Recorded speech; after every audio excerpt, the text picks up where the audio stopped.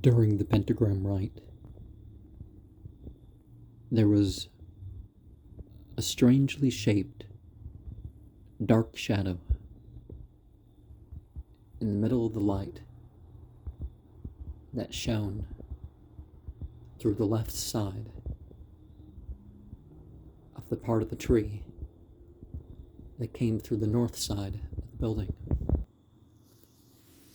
I smelt corn and butter in the third set of vibrations. In the first, the fake candle top part filled with yellow. In the second, things closed in. In the fourth, the shadows became more pronounced. In the fifth, there was like fuzzy white particles that abounded in the shadows.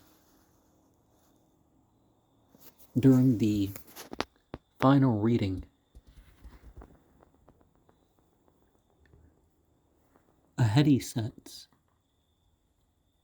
built up, and at one point it was like a dark cloud entered the room and enveloped me with its warmth. And during the final scrying, it was like things were closing in towards the glass in pulses. And the imagery became negative, and I felt this tingling, this comfortable, numb tingling. When it comes to the reading, the most transgressive thing, if you're going to look at it from that angle, is not bad language, mention of Satan, or talk of things that, if I repeated them in such details, YouTube could have a problem with. You know, those dealing with self-harm and abuse of others. It's the fact that despite the note about figuring him out written to a girlfriend that's included in the preface, it's more than just these are unfinished stories and unpolished ideas for his art, and perhaps expressing things in ways that wouldn't reach unto the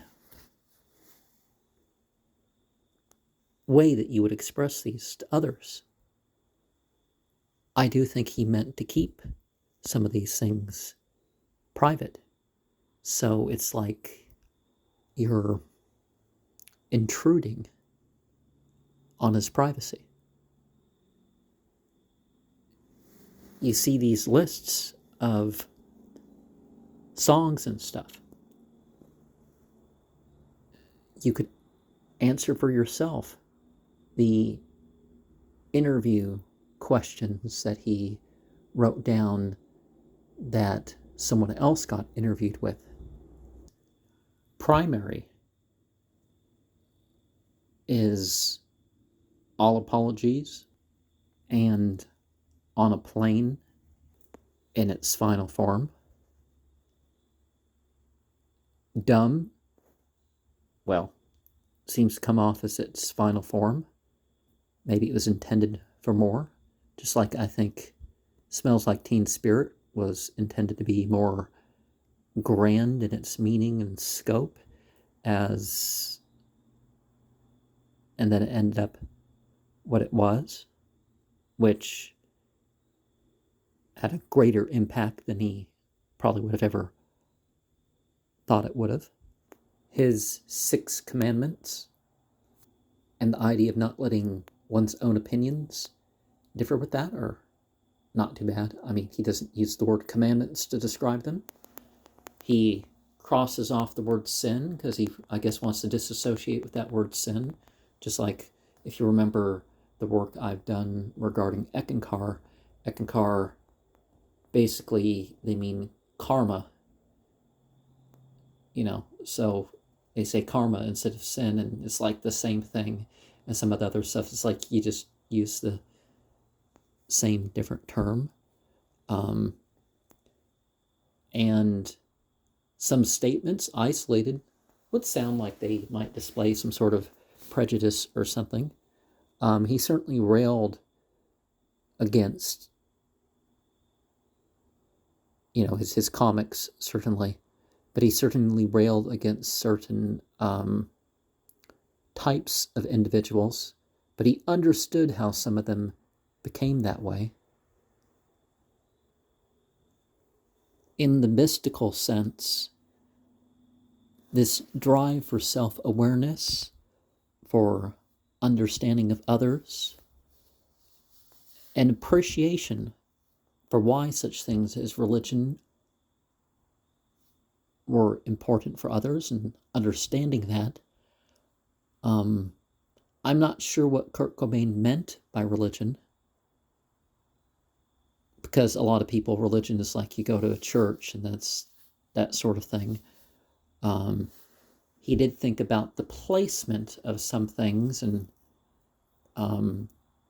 his one story makes it sound like maybe he had some visions, and maybe he had some of the troubles that he came across with some people, that they talked about mental illness, they talked about maybe being troubled by demons, and some of what Kurt Cobain describes can kind of come across in that way. There's some of what you would call consideration of reduced risk and lesser evil. Maybe approaching the lesser first is how he gets strong enough to deal with the other. And you can look at some of the symbolism of the components.